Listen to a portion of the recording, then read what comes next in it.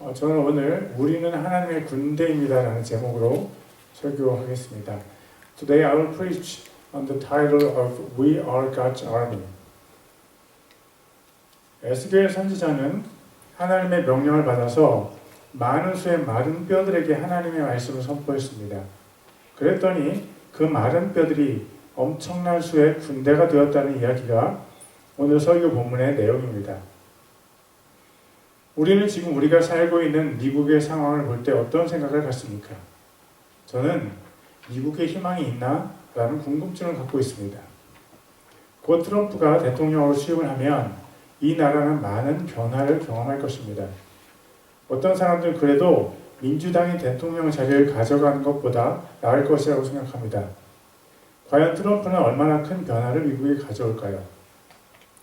미국은 앞으로 잘 될 것입니다. 그것은 트럼프가 대통령이 되어서가 아닙니다. 하나님께서 미국을 사랑하시기 때문입니다. 하나님께서 미국을 통해서 세계적인 부흥을 일으키시기를 원하시기 때문입니다. 미국의 영적인 회복이 있을 것입니다. 제가 지난 미국 대선 때 기도를 하는데 하나님께서 환상을 보여주셨습니다. 제가 기도를 하는데 미국이 보였고 그 위에 미국을 가득히 덮은 짙은 구름이 보였습니다. 그런데 그 구름 윗부분의 가운데 부분이 하늘 위로 솟아있는 것이 보였습니다. 그 구름은 하나님께서 미국을 사랑하셔서 미국 위에 덮으신 구름이었습니다. 제가 계속 기도할 때 그 구름 밑으로 미국 땅 곳곳에 토네이도 같은 것들이 보이기 시작했습니다.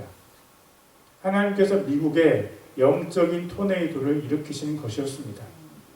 그것들은 미국을 죽이고 멸망시키려는 악한 영적인 세력들을 박살내는 토네이도들이었습니다. 그리고 다음 장면에 저는 둥근 지구를 보았습니다. 그리고 그 지구 위에 있는 하나님의 손을 보았습니다. 하나님께서 미국을 변화시키셔서 세계를 고치고 계셨습니다. 미국은 희망이 있습니다. 그것은 트럼프가 미국의 대통령이 되어서가 아닙니다. 미국에 희망이 있는 것은 하나님께서 미국을 주관하시기 때문입니다. 아무리 악한 영적인 세력들이 미국을 죽이고 미국을 멸망시키려고 해도 하나님께서 허락하지 않으시면 그 일은 일어날 수 없습니다. 오늘 우리가 읽은 에스겔서 37장에서 우리는 하나님께서 마른 뼈들을 군대로 만드시는 장면을 볼 수 있습니다. 에스겔 선지자는 마른 뼈가 가득한 골짜기에서 성령님의 인도하심으로 그 뼈들을 보았습니다. 에스겔 37장 1절과 2절입니다. 주의 손이 내 위에 임하사 주의 영 안에서 나를 데려다가 뼈가 가득한 골짜기 한가운데 두시고 또 나로 하여금 사방에 있는 그 뼈들 곁으로 지나가게 하시니라. 보라, 그 열린 골짜기에 뼈들이 심히 많으며 보라, 그 뼈들이 심히 말랐더라. 이스라엘은 산맥을 중심으로 한쪽은 지중해를 접하고 있고 다른 쪽은 요단강을 접하고 있습니다. 수도인 예루살렘을 비롯해서 수많은 이스라엘의 성들이 언덕 위에 세워졌습니다. 매장되지 못하고 골짜기에 가득히 널브러진 뼈들은 아마도 전쟁에서 패한 전사들의 뼈들일 것입니다. 이 구절에서 심히라는 단어가 2번 사용되었습니다. 뼈들이 심히 많았고 또 그 뼈들이 심히 말랐습니다. 심히라는 단어는 하나님께서 사람을 창조하신 후에 자신이 만드신 모든 것을 보셨을 때 사용된 단어입니다. 하나님께서 자신이 만든 것을 보시니 보라, 매우 좋았더라. 하나님께서 자신의 창조에 대해서 만족하신 그 깊이와 그 크기를 나타낼 때 매우라는 단어를 썼습니다. 그것과 동일한 단어를 써서 뼈가 많았고 뼈가 말랐다는 표현을 했습니다. 뼈들의 숫자가 우리가 상상하기 어려울 정도로 많았다는 것입니다. 그리고 그 뼈들이 마를 대로 말랐다는 것입니다. 병사들이 전쟁에 완전히 패해서 몰살을 당했다는 말입니다. 또 뼈들이 심히 말랐다는 것은 아무도 그 뼈들을 거두어 장사를 지내지 않았다는 것입니다. 또 그 용사들의 시체가 뼈가 되고 그 뼈들이 완전히 마를 때까지 오랜 시간이 흘렀다는 것을 말합니다. 저는 선교지에 있다가 미국에 와서 너무나 큰 실망을 했습니다. 선교 대국인 미국의 신앙이 너무나 안타까울 정도로 식어 있었기 때문입니다. 물론 제가 미국의 아주 일부만을 경험했고 저의 판단이 아주 제한적인 것이 사실입니다. 그러나 너무 빠른 속도로 낮아지고 있는 거듭난 그리스도인의 숫자가 제 마음을 서글프게 했습니다. 또 성경적인 가치관을 위해서 자신의 생명을 내거는 사람들이 제 눈에 많이 띄지 않았습니다. 세계적인 기독교 대국인 미국의 영적인 현실이 제 마음을 너무나 아프게 했습니다. 에스겔서 37장 3절입니다. 그분께서 내게 이르시되 사람의 아들아 이 뼈들이 살 수 있겠느냐 하시기에 내가 대답하되 오 주 하나님이여 주께서 아시나이다 하니. 하나님께서 에스겔 선지자에게 이렇게 물으셨습니다. 이 뼈들이 살 수 있겠느냐? 만약 우리가 에스겔이 있던 그 골짜기에 가서 사방에 가득히 널려있는 마른 뼈들을 본다면 우리는 어떤 생각을 할까요? 아마도 우리는 이 뼈들은 살 수 없을 거야 라는 생각을 하는 것이 자연스러울 것입니다. 그때 하나님께서 우리에게 이 뼈들이 살 수 있겠느냐라고 물으시면 우리는 하나님께 어떤 대답을 할까요? 아마 우리는 10중 8구 아니요, 이 뼈들은 다시 살 수 없을 것입니다 라고 단정적으로 대답할 것입니다. 그러나 에스겔은 정말로 훌륭한 하나님의 사람이었습니다. 그것을 그의 대답을 통해서 알 수 있습니다. 오 주 하나님이여 주께서 아시나이다. 그는 자신의 눈으로 본 것을 신뢰하지 않았습니다. 그는 자신의 논리와 경험도 신뢰하지 않았습니다. 그는 오직 살아계신 주 하나님만 신뢰했습니다. 에스겔 안에는 만약 하나님이 원하시면 이 뼈들은 살아날 것이다 라는 믿음이 있었습니다. 그리고 동시에 만약 하나님이 원하시면 이 뼈들은 마른 상태 그대로 있을 것이다 라는 믿음도 있었습니다. 그랬기 때문에 그는 주께서 아십니다라고 고백한 것입니다. 만약 하나님께서 우리에게 물으신다면 우리는 어떤 대답을 할까요? 얘들아, 미국이 살 수 있겠느냐? 어떤 사람은 자신의 경험과 판단에 의해서 이렇게 대답할 것입니다. 아니요, 미국은 살 수 없습니다. 또 다른 사람도 자신의 생각을 이렇게 표현할 것입니다. 하나님, 이렇게 망가진 미국을 다시 살려내기란 너무 힘든 일이 아닐까요? 그러나 만약 에스겔 선지자가 미국에 살았다면 그는 이렇게 대답할 것입니다. 오 주 하나님이여 주께서 아시나이다. 자신의 경험과 판단을 의지하지 않고 오직 하나님만 의지하는 사람은 에스겔 선지자처럼 이렇게 대답할 것입니다. 오 주 하나님이여 주께서 아시나이다. 하나님은 자신을 신뢰하는 사람들을 통해서 일하십니다. 하나님께서 하나님을 신뢰하는 에스겔 선지자를 통해서 멸망당한 이스라엘에 소망의 메시지를 전하셨습니다. 당신은 하나님을 신뢰하십니까? 어둠 가운데 있는 작은 빛이 아주 멀리에서도 소망이 됩니다. 마찬가지로 역사의 어두운 터널을 지나는 우리에게 믿음의 사람은 하나님의 빛을 던져주는 통로가 됩니다. 어두운 역사를 살아가는 사람들이 간절히 기다리는 것은 하나님의 사랑입니다. 그 사람을 통해서 사람들이 우리 주 예수님의 은혜를 만나기를 원합니다. 그 촛불과 같은 사람을 통해서 사람들이 간절히 갈망하는 하나님의 사랑을 만납니다. 그 소수의 사람들을 통해서 사람들이 성령님의 움직이심을 보기를 원합니다. 하나님의 사람들이요, 여러분 자신을 의지하지 마십시오. 오직 하나님만 의지하십시오. 하나님께서 원하시면 아주 오랜 시간 동안 마른 상태였던 뼈조차도 살 수 있다는 소망을 가지십시오. 에스겔서 37장 4절에서 6절까지를 읽겠습니다. 그분께서 다시 내게 이르시되 이 뼈들 위에 대언하고 그것들에게 이르기를 오 너희 마른 뼈들아 주의 말씀을 들으라. 주 하나님이 이 뼈들에게 이같이 말하노라. 보라 내가 숨을 너희 속으로 들어가게 하리니 너희가 살리라. 내가 너희 위에 힘줄을 두고 너희 위에 살이 생기게 하며 너희를 살갗으로 덮고 너희 속에 숨을 넣으리니 너희가 살리라. 또 내가 주인 줄을 너희가 알리라 하라. 하나님께서 에스겔 선지자에게 마른 뼈들을 향해서 하나님을 선포하라, 하나님의 말씀을 선포하라고 명령하셨습니다. 너무 웃기는 상황 아닙니까? 이미 사람들이 죽어서 형체도 없어졌고 사람들의 유골이 방치되어서 너무 오랜 시간이 흘렀습니다. 그래서 폭우와 바람과 짐승에 의해서 뼈들이 섞이고 본래의 모습도 잃어버렸습니다. 살아있는 사람이 아무도 없었고 온통 뼈다귀들 뿐이었습니다. 그런데 그 마른 뼈들을 향해서 하나님의 말씀을 선포하라고 하나님께서 에스겔 선지자에게 명령을 하셨습니다. 그러나 하나님께서 선택하신 하나님의 선지자들은 하나님을 100% 신뢰했습니다. 에스겔은 하나님의 명령대로 마른 뼈들을 향해서 믿음으로 선포했습니다. 에스겔서 37장 7절과 8절입니다.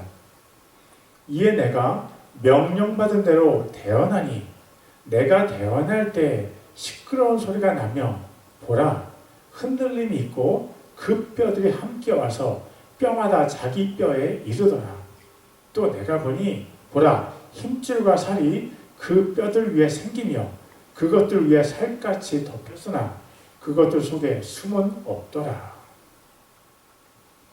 이에 내가 명령받은 대로 대언하니 이 얼마나 위대한 순종인지요.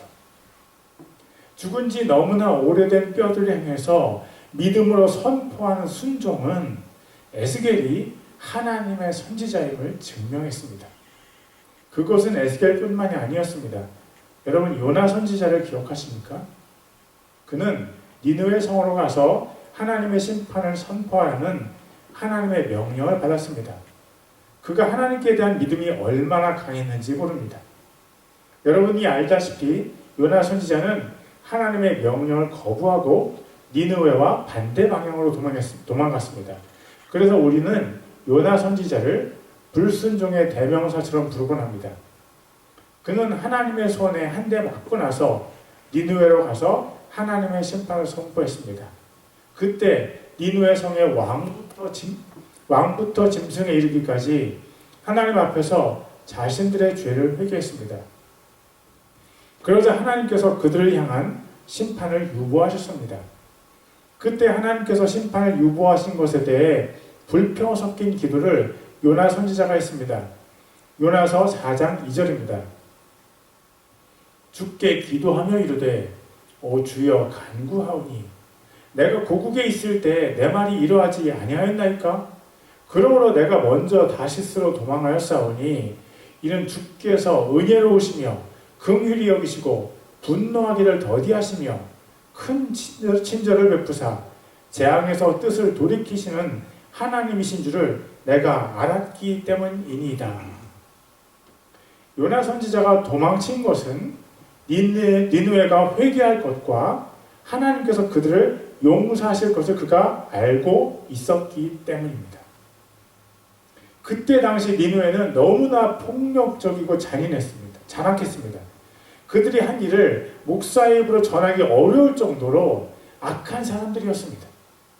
그렇게 악한 사람들이 우리의 소극적인 선포를 통해서 회개할 것이라고 여러분은 믿을 수 있습니까? 요나 선지자는 그가 처음에 다시스로 도망칠 때부터 니느웨가 회개할 것을 믿고 있었습니다. 또 하나님께서 그들을 용서하실 것도 믿고 있었습니다. 누가 하나님의 선지자입니까? 누가 하나님께서 사용하시는 사람입니까? 하나님께서 사용하시는 사람은 하나님을 믿는 사람입니다. 여러분은 하나님을 믿으십니까? 하나님께서 마른 뼈를 다시 사람으로 만들어낼 수 있다는 것을 믿으십니까? 갈라디아서 2장 20절입니다. 내가 그리스도와 함께 십자가에 못 박혀 있으나 그럼에도 불구하고 사노라. 그러나 내가 아니요 그리스도께서 내 안에 사시느니라. 나는 지금 내가 육체 안에서 사는 삶을 나를 사랑하사 나를 위해 자신을 주신 하나님의 아들의 믿음으로 사노라. 중요한 것은 하나님의 사람이 가진 믿음이 누구의 믿음이냐는 것입니다. 하나님의 사람은 두 가지 믿음을 가집니다. 하나는 하나님의 아들의 믿음이고요. 또 다른 하나는 하나님의 아들에 대한 자신의 믿음입니다. 한마음 침례교회 김문수 목사는 베드로의 믿음을 비유로 설명했습니다.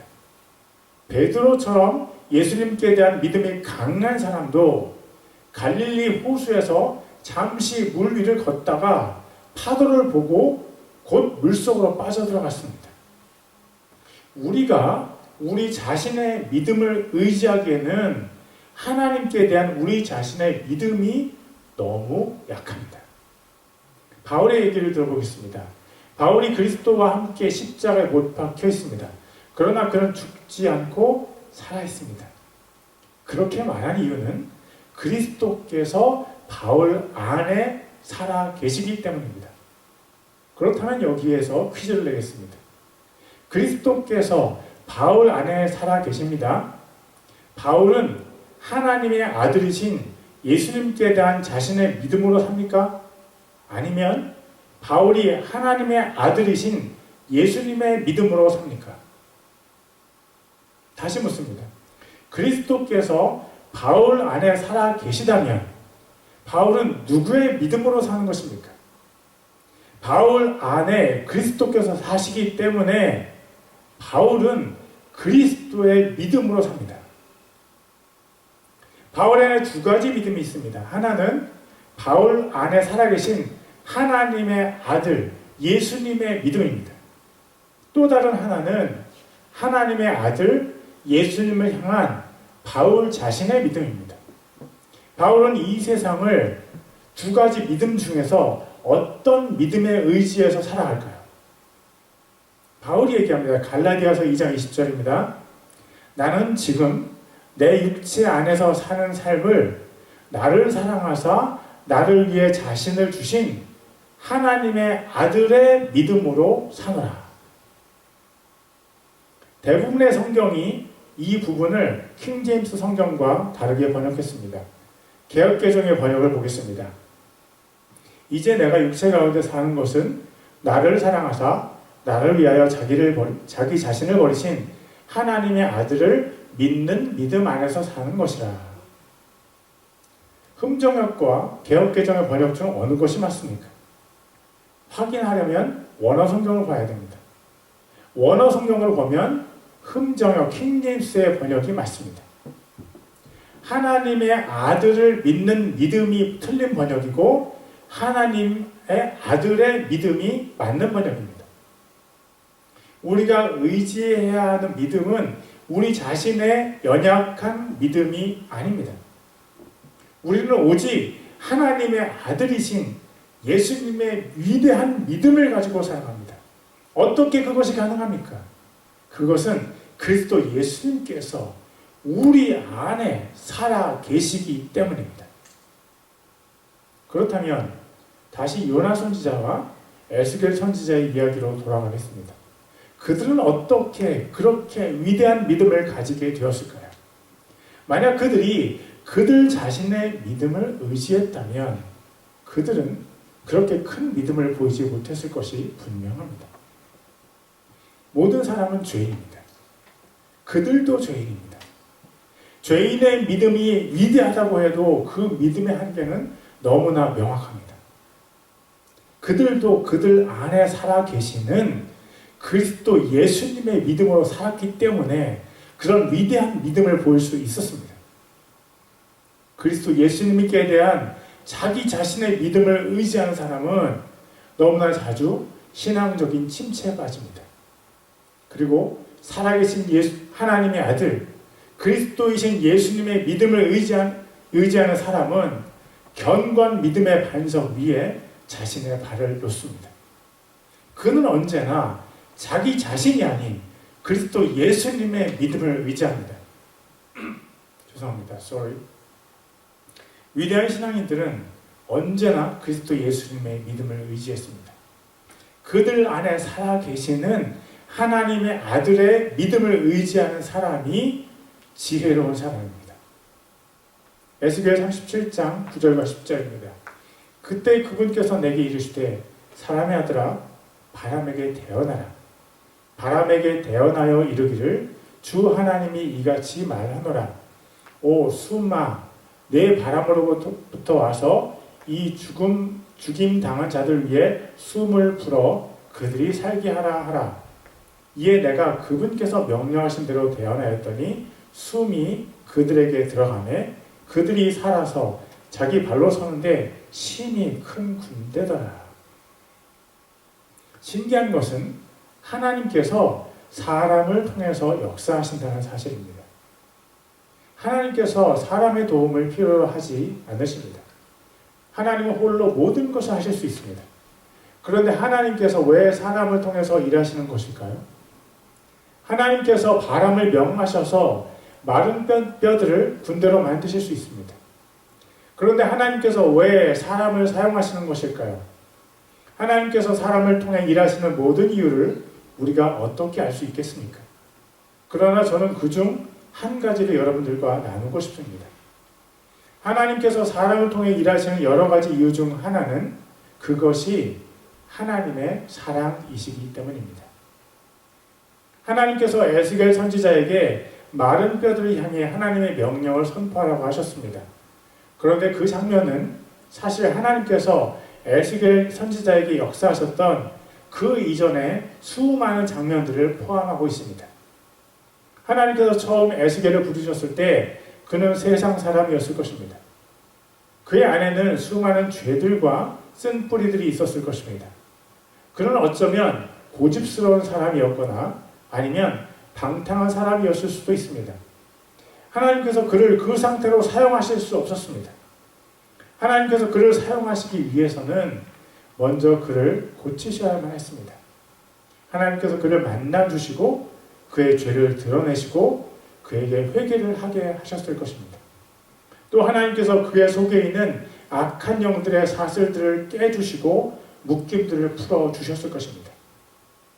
하나님께서 그를 예수님의 피로 씻어주시고 그에게 성령님의 기름을 부어주셨을 것입니다. 그리고 영적인 세계를 볼 수 있도록 하셨고 하늘나라의 영광도 보여주셨을 것입니다. 그 모든 과정 후에 하나님께서 그를 선지자로 세우셔서 그를 통해 하나님의 말씀을 전하게 하셨습니다. 이 모든 과정을 한마디로 줄인다면 그것은 하나님의 사랑입니다.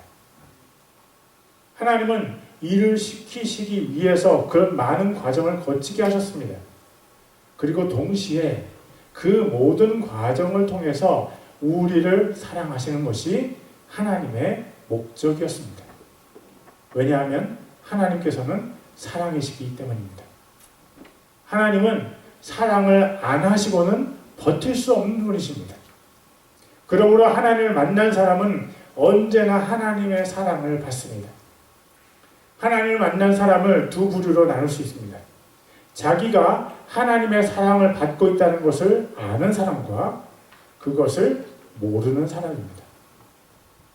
자기가 하나님의 사랑을 받고 있다는 것을 알면서 하나님께 사용을 받는 사람은 행복합니다.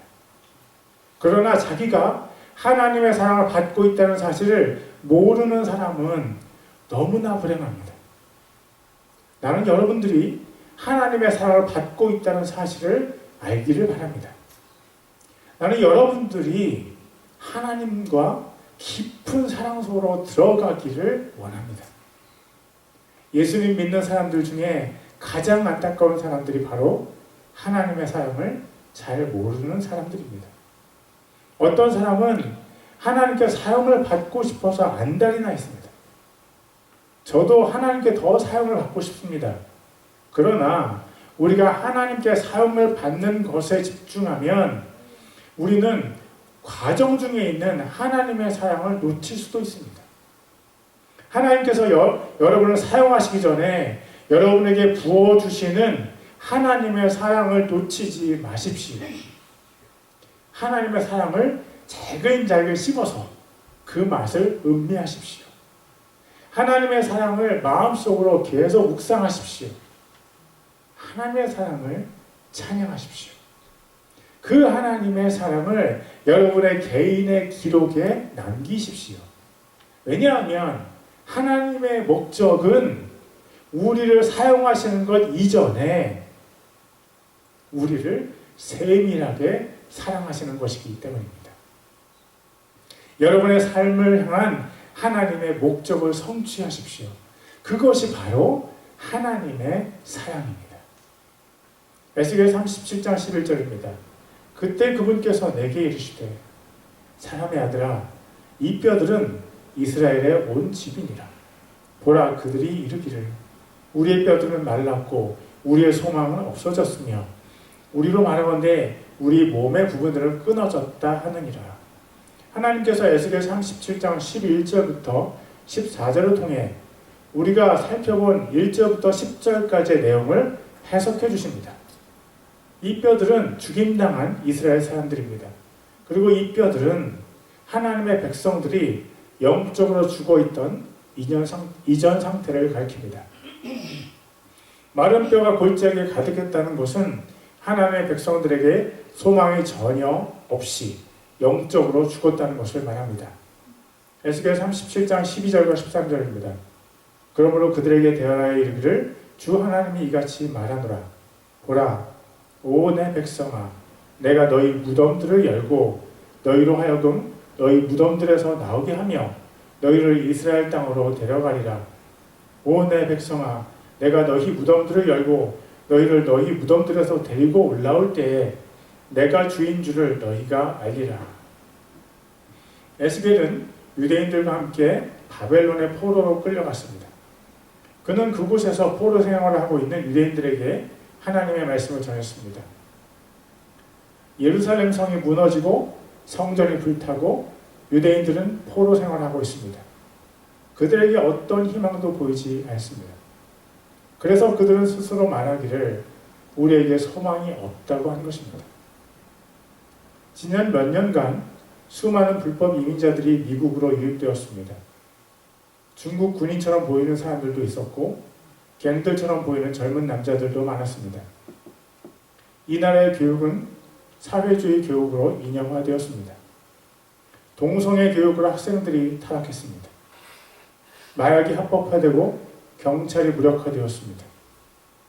언론과 사법부의 타락은 벌써 오래된 화두입니다. 이 나라 미국에서 희망을 발견하기가 너무 어렵습니다. 미국이 자유와 평등의 나라에서 방종과 기독교 탄압의 나라로 변해가고 있습니다.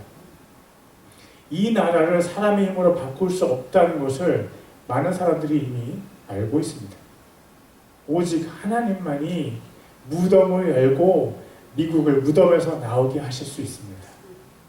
오직 하나님만이 이 나라에 있는 하나님의 사람들을 새 예루살렘 성으로 데려가실 수 있습니다. 하나님께서 자신 있게 말씀하십니다. 에스겔서 37장 13절입니다. 오 내 백성아 내가 너희 무덤들을 열고 너희를 너희 무덤들에서 데리고 올라올 때에 내가 주인 줄을 너희가 알리라. 하나님께서 우리를 우리 무덤에서 데리고 올라오실 것입니다. 오늘 죽어도 하나님께서 회개하고 예수 믿는 사람들을 부활시켜 주실 것입니다. 그것이 주님의 자신감입니다. 가장 높으신 하나님께서는 우리를 부활시키실 자신감이 넘치십니다. 하나님의 사람은 죽음을 두려워하지 않습니다. 하나님의 자신감이 그 사람 안에 살아 역사하기 때문입니다. 우리가 부활하여 주 하나님을 만날 것입니다. 중요한 것은 우리가 어떻게 부활할 수 있는가입니다.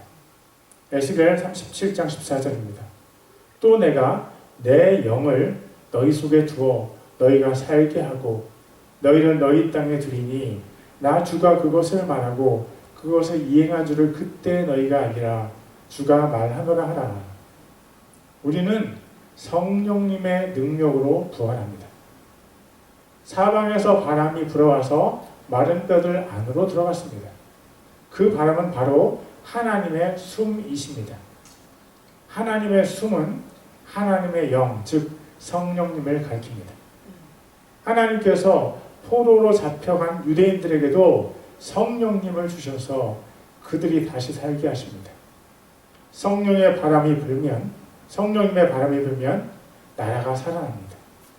하나님께서 미국 사람에게 주기 원하시는 이 상황의 해결책은 무엇입니까?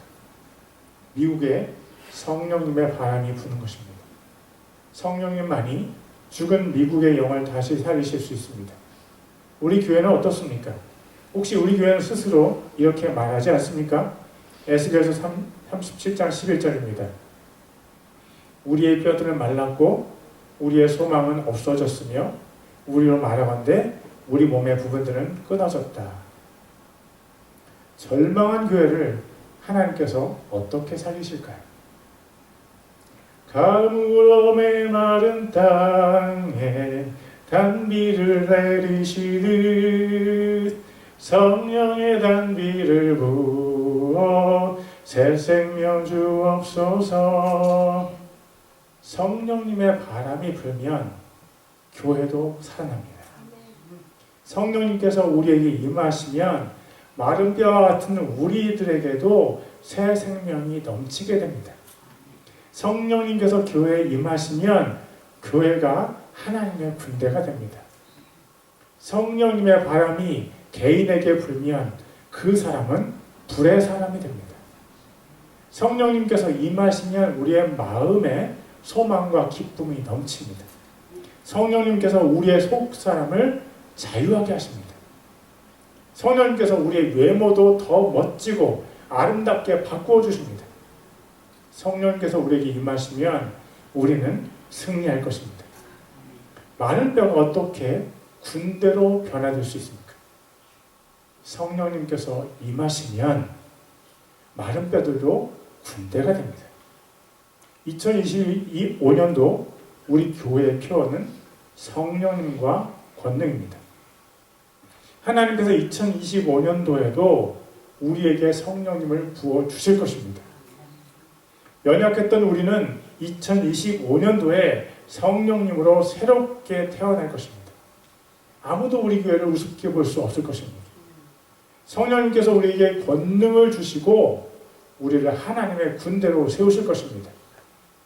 우리는 마른 뼈들이 아닙니다. 우리는 하나님의 군대입니다. 기도하겠습니다. Let's pray.